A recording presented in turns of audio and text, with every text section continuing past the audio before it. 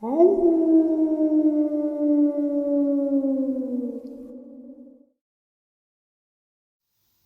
and salutations, everyone. I hope everyone is doing well and happy Easter.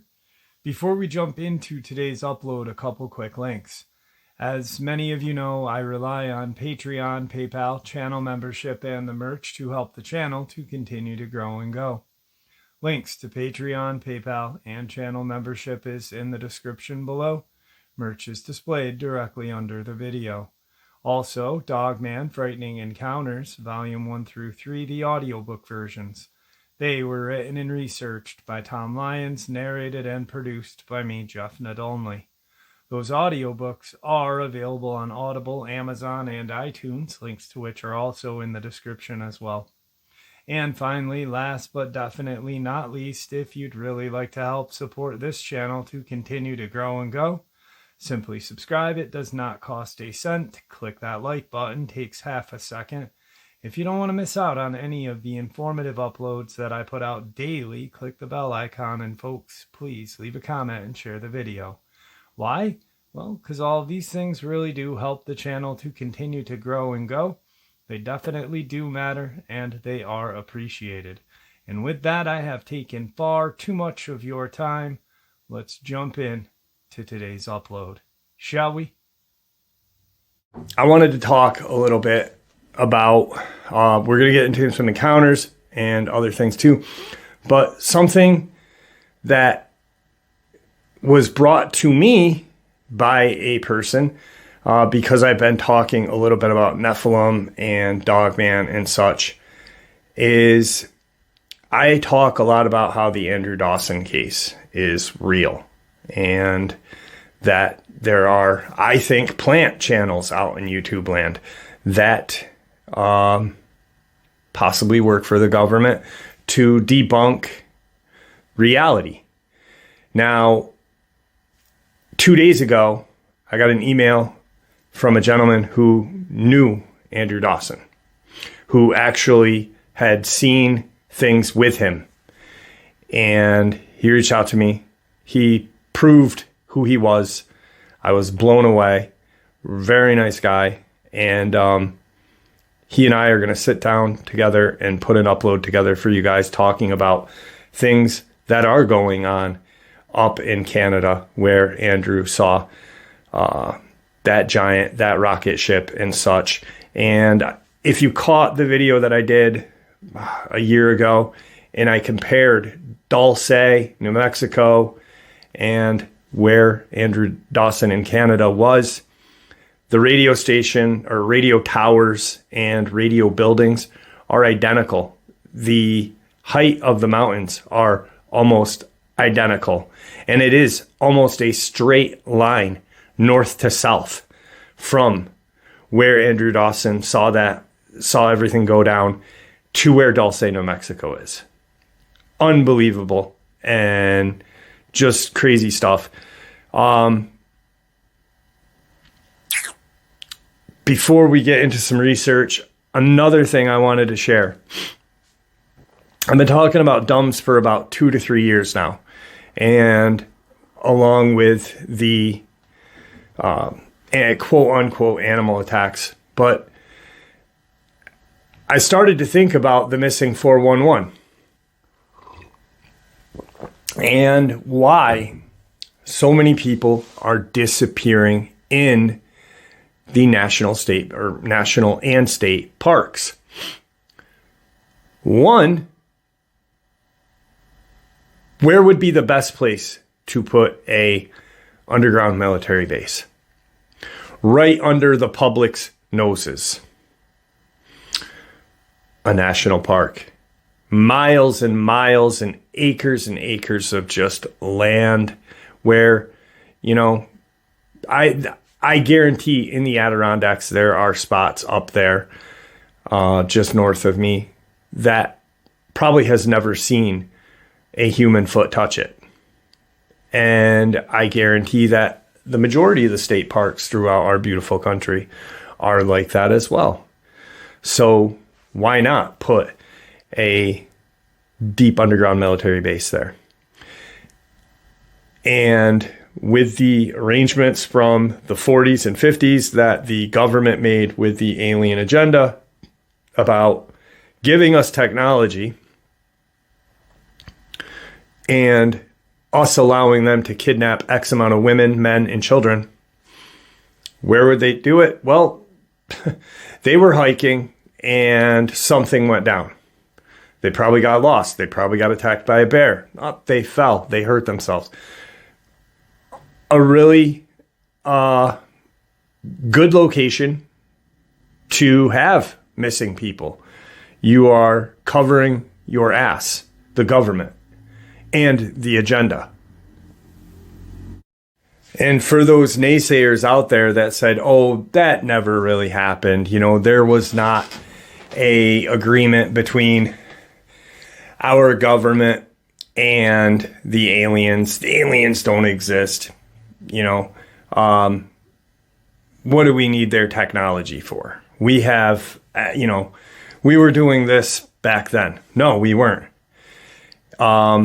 Interestingly enough, I had caught a video last night in I think it was 1943 or 42, that many naval pilots would come back saying, I just saw an airplane flying that did not have a propeller, because all of the planes at that time had propellers, and it was being flown by a gorilla with a derby waved at me.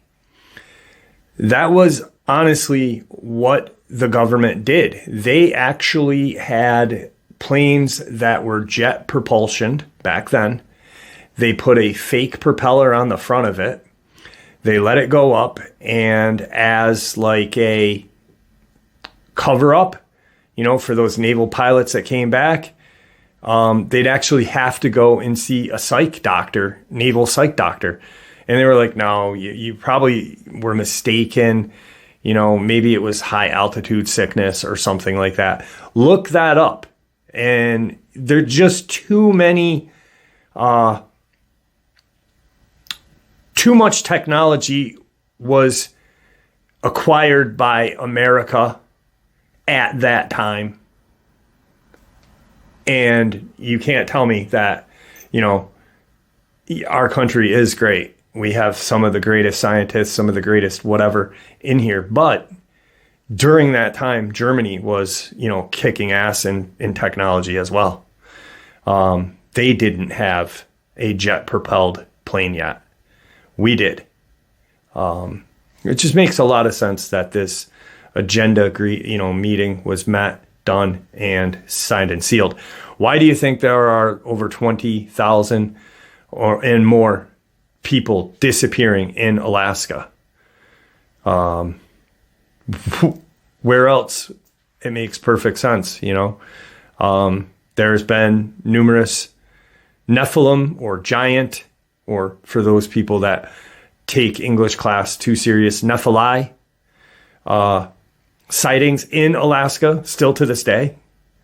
So I just wanted to get that out in the open with you guys. What's going on? Let's get into some research and have some fun.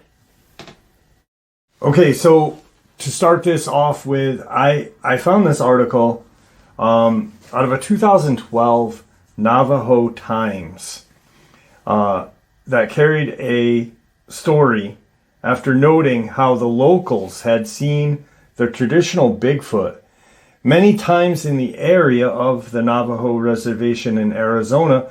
Noted a winged creature had been discovered as well.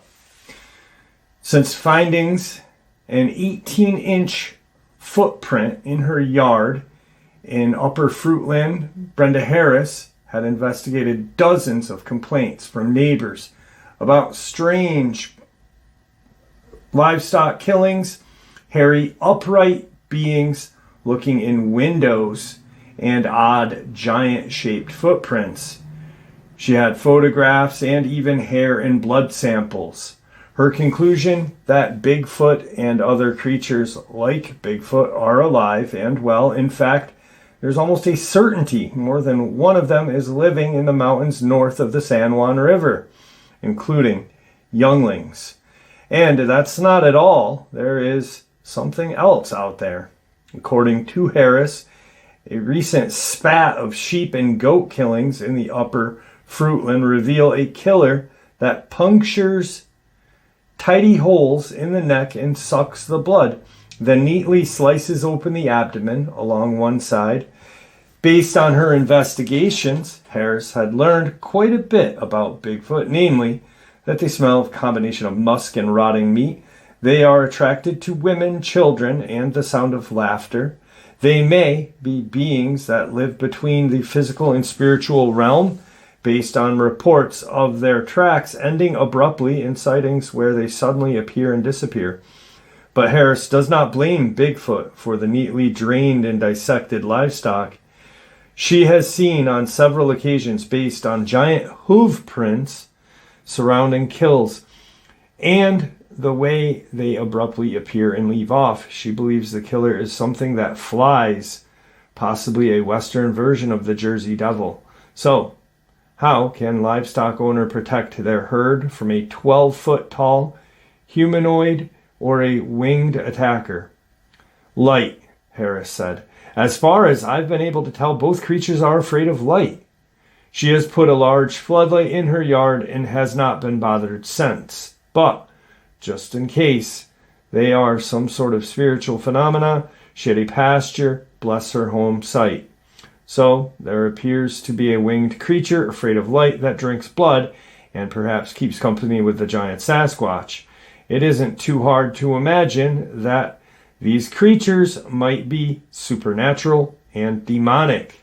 Another possibility is that the two creatures are actually one and the same, possibly a skinwalker that shapeshifts from one form to another as it wishes.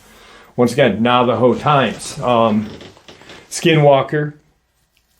The name Skinwalker is a Navajo name. Yenadalushi, that is the Navajo name of the Skinwalker. I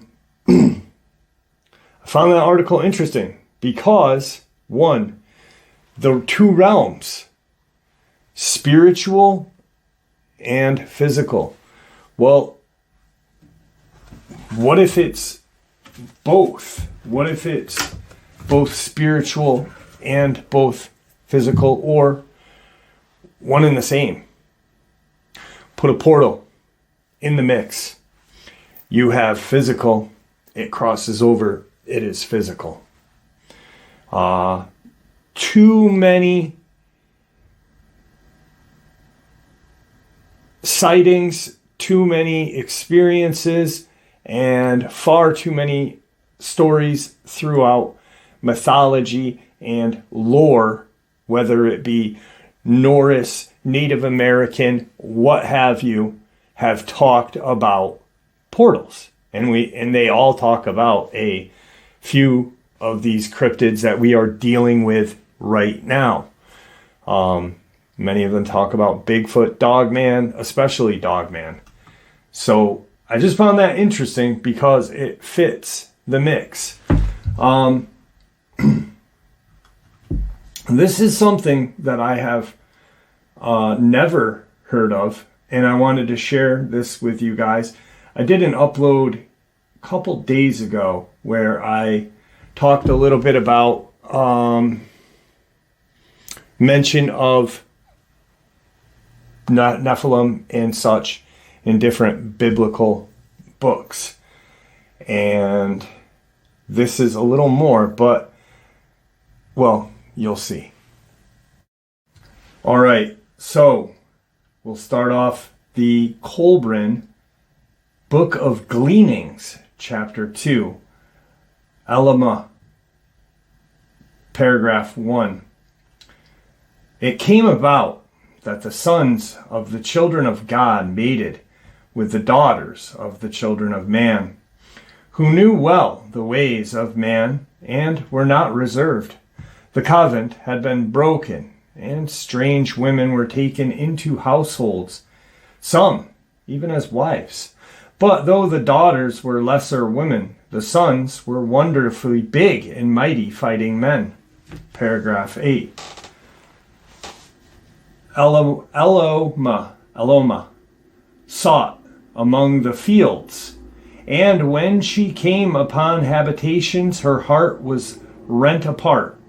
For she saw the daughters of the children of God consorted with the sons of the children of men, and were become unlike true women. Then Eloma said to them, Wherefore has this thing come about? And they answered, Behold, man came from out of the wilderness, and our men were like sheep before wolves. See, even now they labor within a pen of servitude. Eloma then went unto the men and said, Wherefore has this thing come about? And they answered her, Behold, the God of the children of men is unlike ours, a God of battles, and we were delivered into their hands. The Colburn Book of Scrolls, Chapter 7, Sacred Registers, Paragraph 7, or Part 7, Paragraph 9. The aspiring one becomes covered with moisture. He writes, he shouts, he struggles. The watchers know he has left the protection of the sun god, that he has been seized by the fiends of darkness, but he struggles to prevail over them, and all is well. Then the aspiring one returns.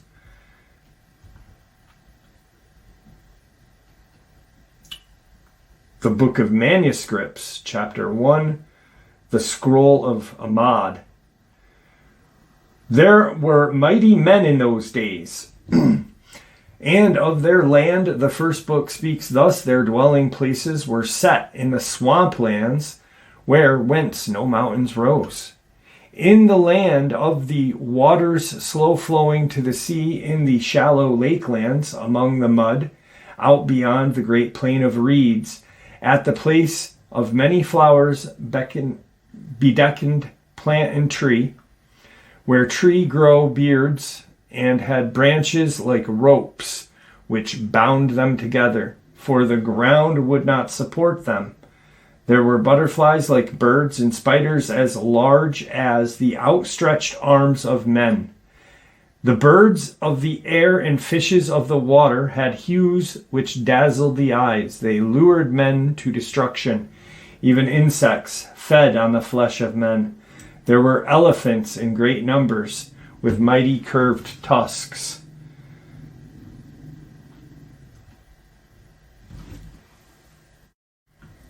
There were of a race spawned long ages ago in dark, marred moss swamps, fern-eating foemen of the poisoned dart.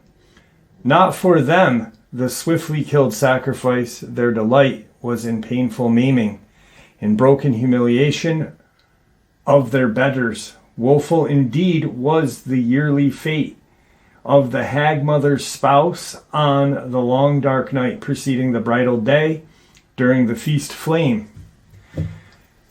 There were wolf-talking howlers of the night, owl-screeching denizens in dim caverns, speech beguilers of wild creatures in closed places, cowled and cloaked in dull clothing. They were undistinguishable in their habitat, save for the foul, nostril-stinging smell of their bodies, anointed with pig fat, soot, blood, and clay. All the night, at the dark of the moon, they pranced around stone-hedged, deep-dug, glowing fire pits, never subsiding limbs beneath. So this is Egyptian lore, written supposedly the same time as the Bible. I don't know much about it. I found it, and they were discussing right there. They were discussing strange cryptids, Dogman. There were wolf-talking howlers, owl-screeching denizens of dim caverns, wild creatures in closed spaces. So, I mean, right there, they are talking about the creatures that we right now are dealing with, you know, the neither folk, as they refer to them. And once again, I got to bring it back to this book, Them and Us by Danny Van Drimeny, where he makes that one statement. Why do all of these cultures throughout time have the same creatures talked about and written about or pictured in hieroglyphs? Why? Because they were real and they still are now. Once again, really quick, the article about the Bigfoot and the strange winged-like cryptid came in Navajo land, came from True Legends, another book by Stephen Quayle, an amazing book right there. And a lot of that has a lot of Nephilim and giant information. Not a lot about what's going on in today's, but a lot of Native American lore and such, talking about these huge creatures. Like, there's a reason why the Pueblo built way up in the air and pulled their ladders up at night. Why? Because there were giants. There were creatures that could easily, come in and take them very quickly. So where's the safest place to live? Above them. Above where they can't reach. A little bit more on this. I found this very interesting. And once again, I am not being blasphemous by sharing this information with you. I am a believer in Christ. Christ is my Savior. I only believe in one Savior, one God, and that is Jesus. But I find this information that stems from different cultures very interesting because, one, it all meshes together with the Bible. If you really, it's real strange that, Native Americans in North America talk about a biblical flood around the same time that there was a flood in the Middle East. The biblical flood of the Middle East, which could have been worldwide. Some think it was just over in the Middle East. Some believe that it was worldwide. I don't know. I wasn't there. And I don't think that because I don't know and I have different views, I don't think Jesus faults me for that. I think that God gave me and you all a brain to think about this stuff and to ask questions. So once again, not being blasphemous in any way. The Ethiopian Bible is the oldest and most complete Bible in existence. It's comprised of 88 books, far surpassing the King James Version, which only has 66. The missing texts are not included in the conventional version of the Bible due to their challenging nature, although their authors have been attested and their work revered by early Christians. The following are the missing scripts: the Book of Enoch, Esdras, Baruch, and Maccabee, and various others that never made it to the current version of the Bible. Before being translated into Greek and Aramaic, the Ethiopian Bible was written in the extinct Ethiopian dialect known as Ge'ez, attesting it is the oldest Holy Scripture in the world, 800 years earlier, before the King James Version had surfaced. Enoch was the great-great-grandfather of Noah, the seventh generation of human after Adam. Because of his righteousness, he was chosen by God to do his bidding and deliver his words. Practically after the earth became corrupt due to the irresponsible deeds of a superior order of angels with striking human appearance, referred to as the Watchers. Enoch was the messenger of God and the one to receive his knowledgeable words and spread them across the land. In the end, he was taken by God into his kingdom, thus escaping his earthly demise that would sooner or later be upon him. After he became the father of Methuselah, Enoch walked faithfully with God 300 years and had other sons and daughters. Altogether, Enoch lived for a total of 365 years. Kind of weird. Enoch lived 365 years. We have 365 days in our calendar year. Interesting. Enoch walked faithfully with God. Then he was no more because God took him away. By faith, Enoch was taken from his life, so he did not experience death. It gets into giants very quickly. He could not be found because God had taken him away, for before he was taken, he was commended as one who pleased God. It's no wonder why the Book of Enoch hadn't been included into the modern biblical version, since its content speaks of wicked angels who became fond of mortal women and mated with them, giving birth to a hybrid race of giant humanoids known throughout secular and biblical history as NEPHILIM. And it came, in quotes, this is chapter 6 from the Book of Enoch, and it came to pass when the children of men had multiplied that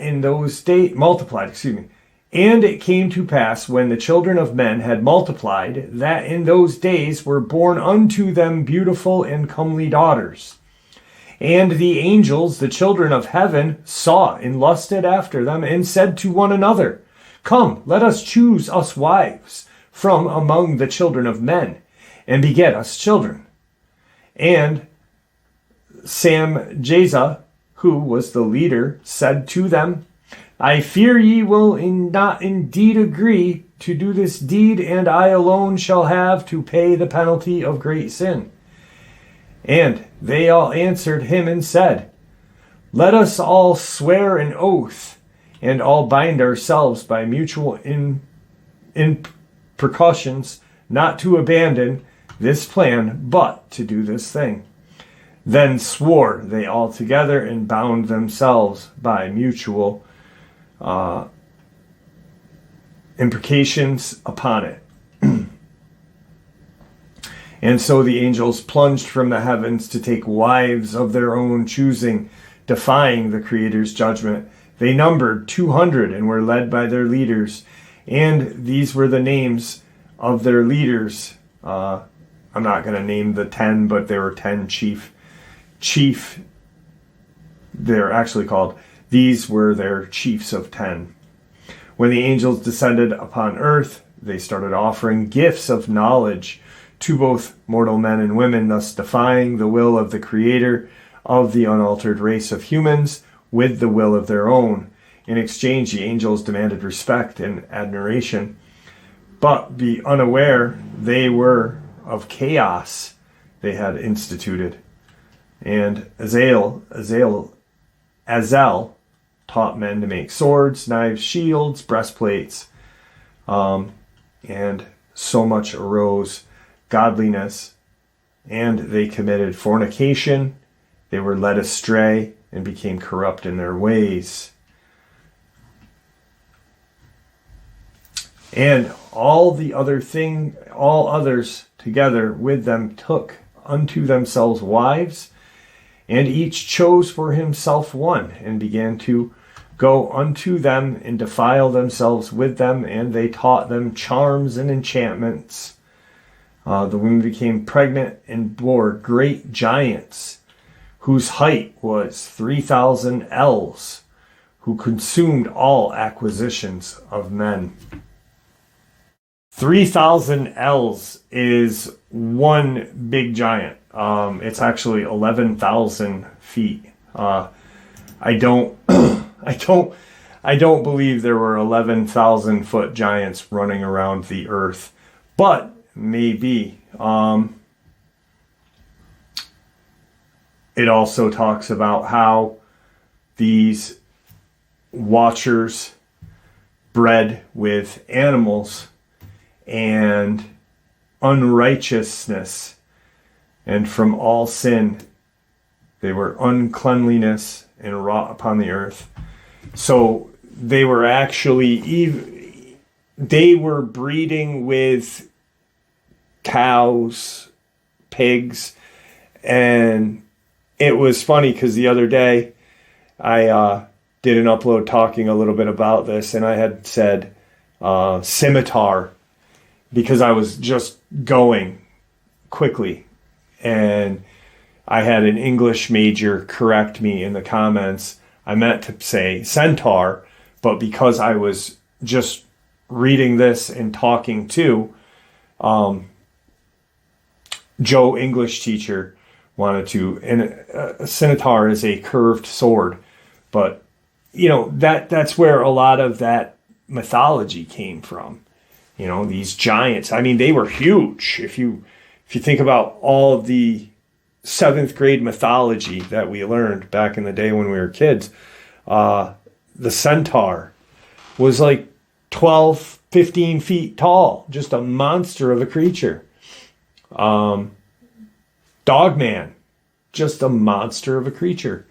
Ogres, you know, it's every culture has these things. Why? Because they are real. They are here. And I believe 100% that they use portals to travel to different dimensions, probably hell. And that's why we consider them to be magical or not, or whatever you want to call it. So, okay, so we talked a lot about Nephilim giants. This is very interesting. And I shared a lot of information about the government using dogmen to even keep their own people in line, with using dogmen against Jonathan Axelrod and other members of the Naval Intelligence team that looked into the Nimitz Tic Tacs. Now,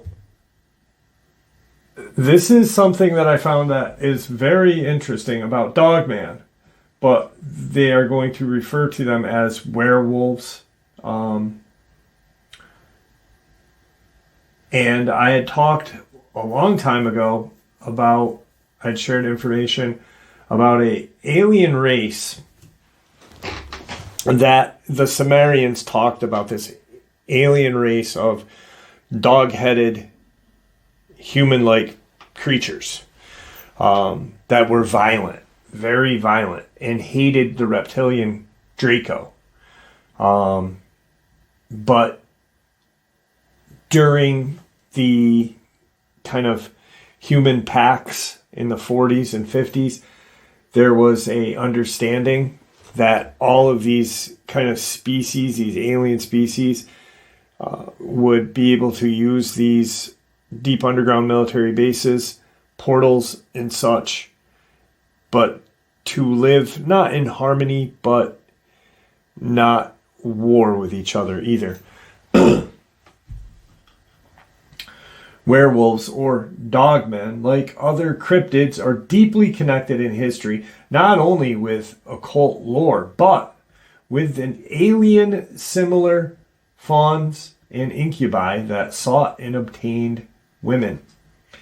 In the ancient Bohemian lexicon of Visegrad, AD 1202, the werewolf or dogman is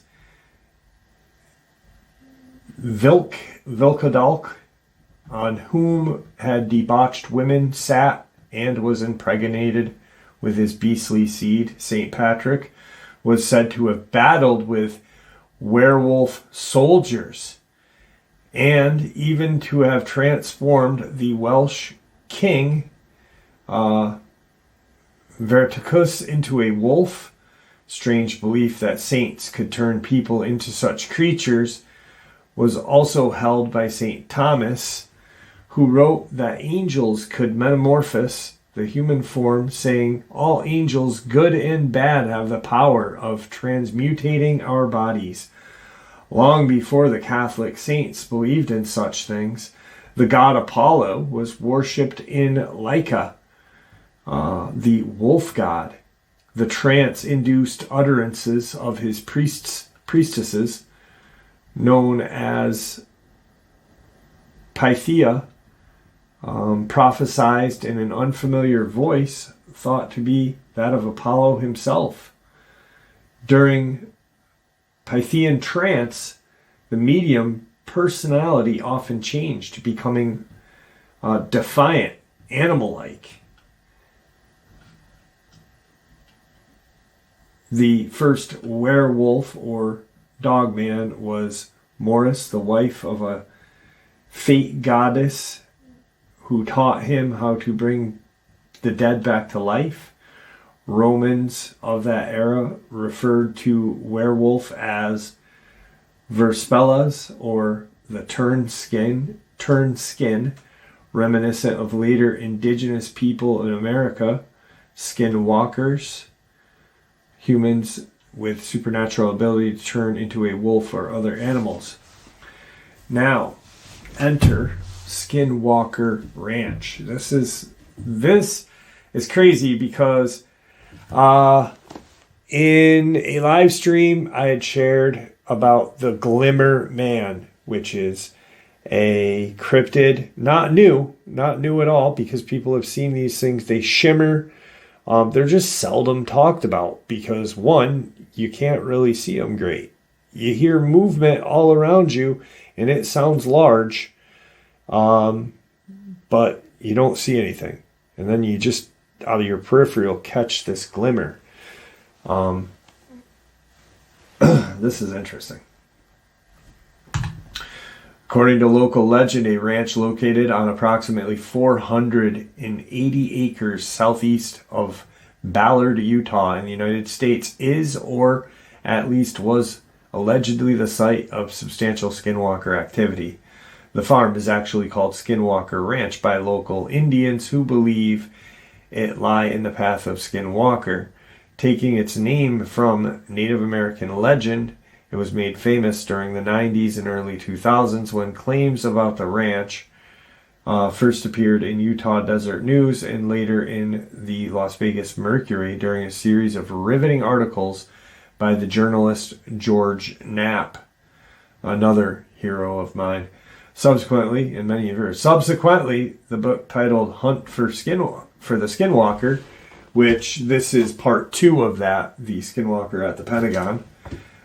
Science Confronts the Unexplained at a Remote Ranch in Utah described how that ranch was acquired by the now defunct National Institute of Discovery and Science, NIDS, which had purchased the property for study.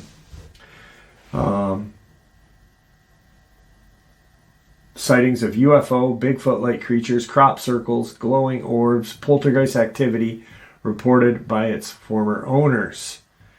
Where does that take place to, Dulce?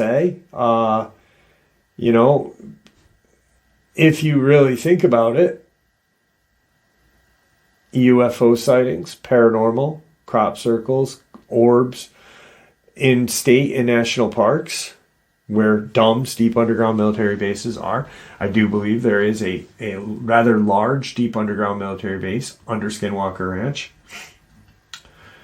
A 2-part article by Knapp for Las Vegas Mercury was published November 21st and 29th of 2002, titled, "Is a Utah Ranch the Strangest Place on Earth?" It told of frightening events that had left the owners of the ranch befuddled and broke from bizarre bulletproof wolf things to mutated prize cattle in other instances in which animals and property simply disappeared or were obliterated overnight. As elsewhere, these events were accompanied by strong odors, ghostly wrappings, strange lights, violent nightmares, and paranormal phenomena. Besides the owners of Skinwalker Ranch, other residents throughout the county made similar reports over the years. Junior Hicks, a retired local school teacher, cataloged more than 400 anomalies in nearby communities before the year 2000. He and others said, for as long as anyone can remember, this part of Utah had been the site of the unexplained activity, from UFO to Sasquatch manifestations. It was as if a gateway to the world of beyond existed within the basin. Some of the Skinwalker Ranch descriptions seem to indicate as much. For example, in one event repeated by Knapp, an investigator, Chad Deacon, and the ranch owner saw a mysterious light. Both men watched intently as the light grew brighter. It was as if someone had opened a window or a doorway. The ranch owner grabbed his night vision binoculars to get a better look, but could hardly believe what he was seeing. The dull light began to resemble a bright portal, and at one end of that portal, a large black humanoid figure seemed to be struggling to crawl out of the tunnel of light. After a few minutes, the humanoid figure wriggled out of the light and took off into the darkness. As it did, the window of light snapped shut as if someone had flicked off the switch. In '96, Skinwalker Ranch was purchased by real estate developer and aerospace entrepreneur Robert T. Bigelow, a wealthy Las Vegas businessman who formed NIDS in '95 to research and serve as a central clearinghouse for the scientific investigations into the fringe science, paranormal topics, and ufology. Bigelow planned an intense but very private scientific study of events at the farm. He was joined by high-ranking military officials, including retired U.S. Army Colonel John B. Alexander, who had worked to develop Jedi remote viewing and psychic experiment for the military, as described in John Ronson's book, The Men Who Stare at Goats. Amazing book as well. Former police detectives and scientists, including Eric W. Davis, who worked for NASA. In the years before, Bigelow had donated $3.7 million to the University of Nevada in Vegas, in quotes, for the creation and continuation of a program that would attract to the university renowned experts on aspects of human consciousness. Bigelow's chair for the university program was a parapsychologist, Charles Tart, a man famous for extended research on altered states of consciousness, near-death experiences. But what Bigelow's team found at the Skinwalker Ranch was more than they could have hoped for, at least for a while, including an invisible force moving through the ranch and through the animals. On this, the Vegas Mercury reported November 2002. This is just by far absolutely terrifying. One witness reported a path of displaced water in the canal, as if a large unseen creature was moving briskly through the water. There was distinct splashing, and there was a foul, pungent odor that filled the air, but nothing could be seen. A neighboring rancher reported the same phenomenon 2 months later. The ranch owners say there were several instances where something invisible moved through their cattle, splitting the herd. The neighbor reported the same thing. Yet, of all the anomalous incidences at the ranch, there is one that took the prize. Right here it is. The evening of March 12, 1997, barking dogs alerted the NIDS team to something strange near a tree at the ranch house. The ranch owner grabbed a hunting rifle and jumped in his pickup, racing toward the tree. Two of the NID staffers followed in a second truck. Knapp tells what happened next.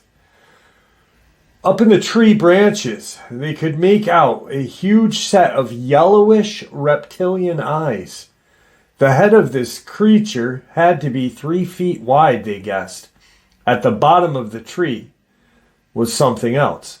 Gorman described it as huge and hairy, with massive, muscular 4 legs and a dog-like head.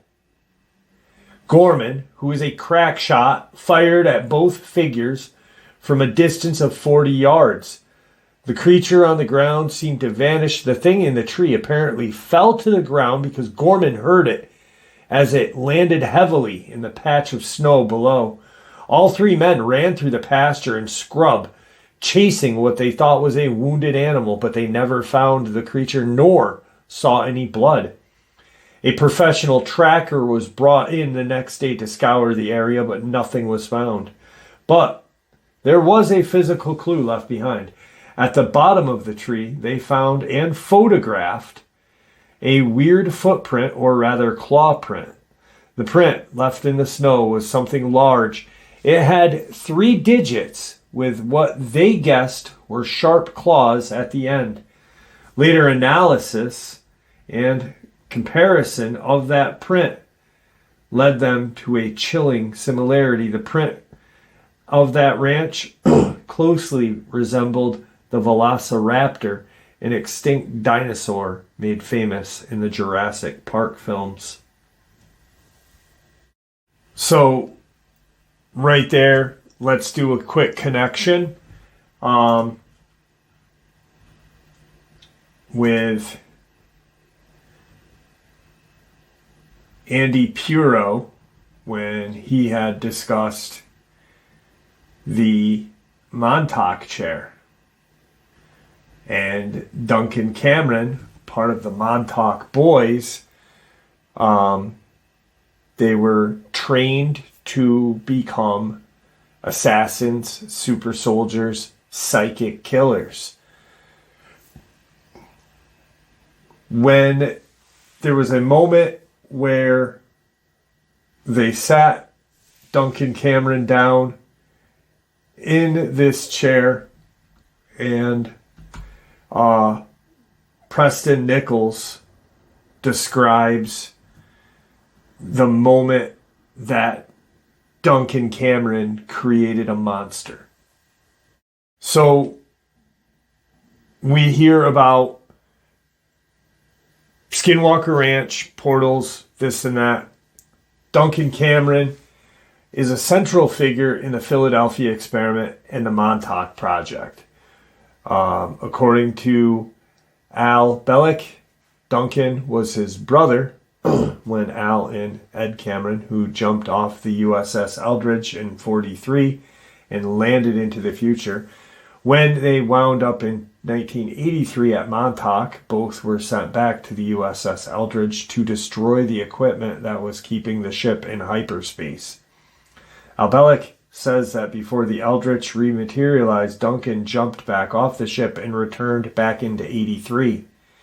He was used extensively as a psychic in the Montauk Project.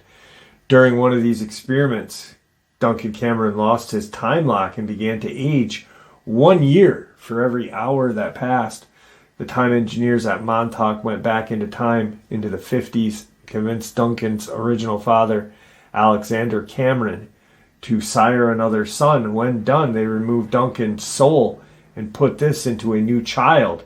This person, who we know today as Duncan Cameron, the new Duncan Cameron, picked up where old Cameron left off. He became a principal psychic who manned the Montauk chair, a chair used to create and hold frequencies required to perform time travel and mind control.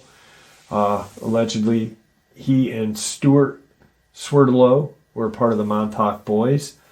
The Montauk program was brought to an abrupt halt when Duncan Cameron Jr. created a monster brought into and proceeded to wreck the base. All of these people were interviewed and participated in the Montauk program. Their technologies weren't perfect. And supposedly, there is an interview that I have yet to find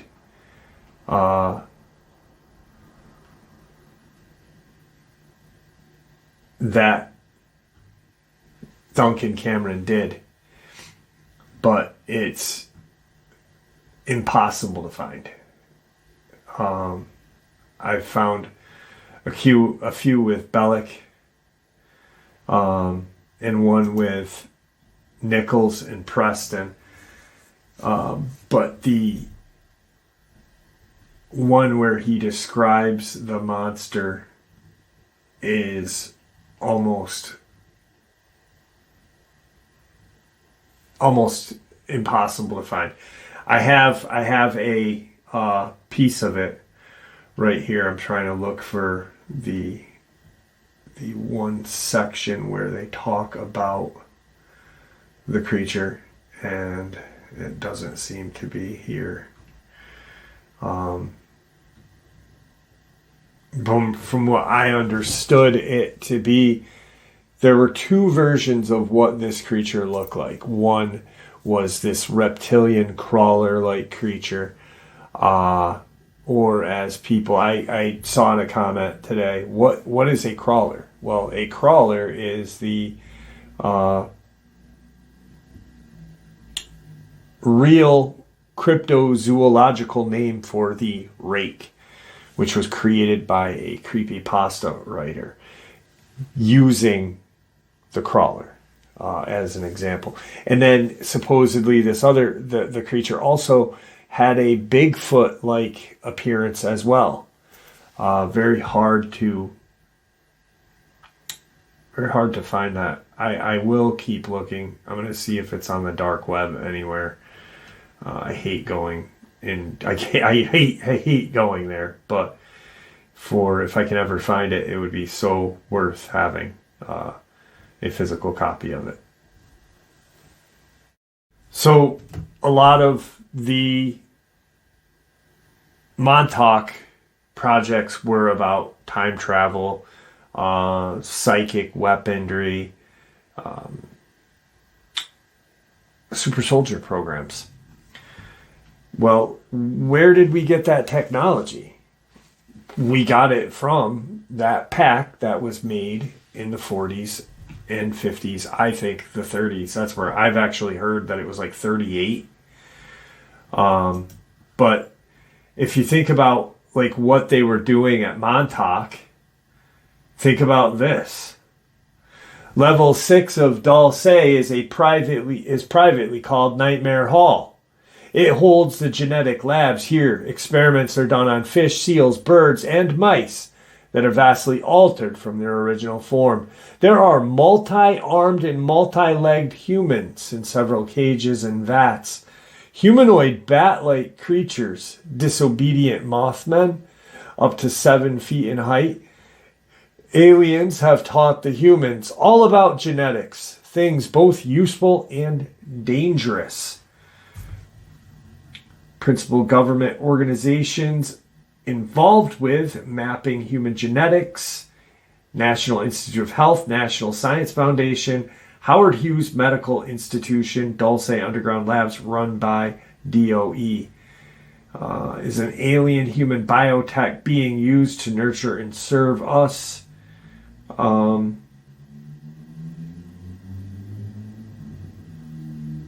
of the just worst things that I have ever heard is about, how they talk about the one creature that is shaped like a humanoid, hairy, but can mimic the cries of a baby. And to me, that is just by far diabolical. Why create that?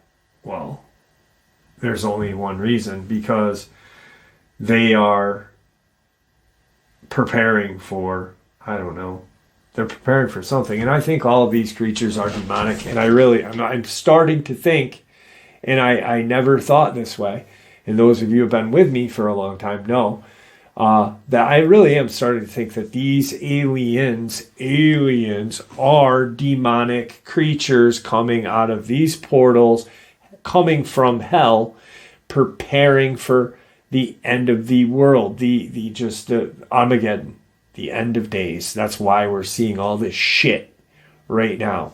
You know, we've seen it all throughout, you know, cultures and time, but since 1940s to 2020, the 20s, it's just, what's 2040 going to be like 100 years after these packs were made? We don't know. You know, maybe that's when the shit will really hit the fan, you know? I'm not an expert, but, you know, they were abducting and doing this crap all along. And this will be the last part of, so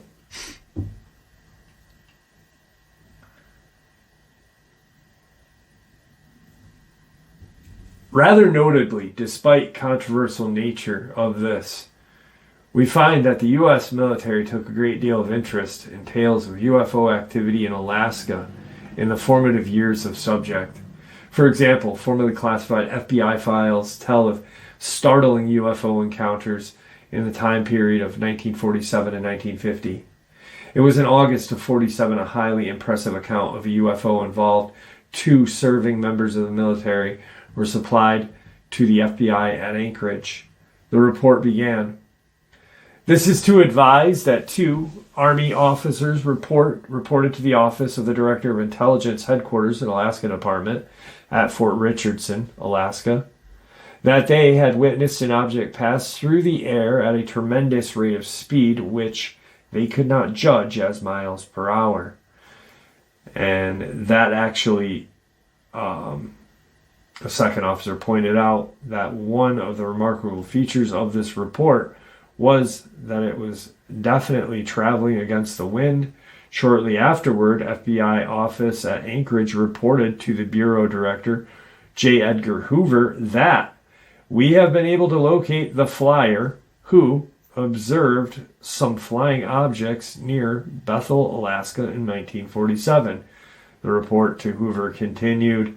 The pilot relayed that the occasion of seeing these flying objects near Bethel in July, it was daylight the entire night, the time with sighting. So it began during an early part. It was daylight the entire night, the time of his sighting. This flying object was about 10 p.m. The sun had just dropped out of the horizon. Flying weather was extremely good, and he was coming into the Bethel airport. And that's when he saw this UFO in the mountains, multiple UFOs in the mountains. And they resembled the Tic Tac. They resembled the Nimitz Tic Tac. So, anyway, you want to tell me that none of this is connected? Tell me that none of it's connected. I really wish that 30 years ago, when I started researching, right after I had my Dogman encounter, I didn't shy away from the biblical aspect of it. I pushed it away. I don't know why, but I did. And for the last 30 years of my life, I have been researching and collecting experiences, collecting and researching government covered up attacks. They'll all go on that map. My encounter, for those of you who have never heard it, was 1994. I was with my best friend, my girlfriend at the time, my best friend's girlfriend, and our driver. We were all under 17. I was just turning 17 that year. And our friend Gabe was 18. He had this just huge land yacht of a car. So we pull in to this cul-de-sac region. And for those of you who don't know, I live in the Adirondacks. I live right in the foothills of it. And we were closer to Saratoga Springs, so we were out of the foothills. We were out of the Adirondacks at the time. We then parked. We're hanging out, listening to one of the greatest New York City hardcore bands ever called Biohazard. We were sober. We were smoking cigarettes and just listening to music. And Gabe was in the car. The girls were doing something. I don't remember. Me and Martin were just dancing to Biohazard like idiots. And this horrible shriek came out of the woods. I remember, and I never will forget any moment of this experience. The girls screamed vampire. I don't know why. They were in the car within seconds. Gabe still has his door open, but the music is now down. And we can now, Martin and I are standing, I'm standing in the passenger headlight area and looking into the woods. And Martin and I, and I'm assuming everybody else, because it's just, are seeing these eye shines coming directly at us through the woods. And they're at different heights, 3.5 to 4 feet, all the way up to 8 feet, I'd say. And you can just hear the woods just getting trampled through. And mind you, these are brand new houses that are getting built. There's like 6 skeletonized houses, all at different stages of the build. When they started to build these cul-de-sac housing regions, they cut these trees down and just pushed everything into the backyard, then created the lawns and such. So the woods for the first 10 feet from the tree line in were just debris. Not garbage, but wood debris, So however these things were running through that was amazing to me. And I will remember thinking that, how the hell are these things running through the woods like that? Because we had been there multiple times. We had been there in the day. We've checked it out 1,000 times. This wasn't the first time we were ever there. So my friend Martin's like, get in the car. In his best, my best Czechoslovakian, Jeff, get into car beach. And I get in the car. It's a bench seat. The girls are in the back crying. Martin's in the middle, and Gabe is driving. And as we pull out, Gabe is here, I'm here. We're going to head north. I remember looking south, and I remember looking north. And I remember right where the stop sign sat, this huge creature. I don't remember a tail. I remember it looking unearthly. It did not look like it belonged on this planet. It was very tall, slender, but athletically built, like a basketball player, I'd say. Just really muscular, but not bodybuilder. You know, you hear that farmer tough word, you know. This thing was living in the woods tough. Whatever muscles it had were designed to hunt, designed to kill.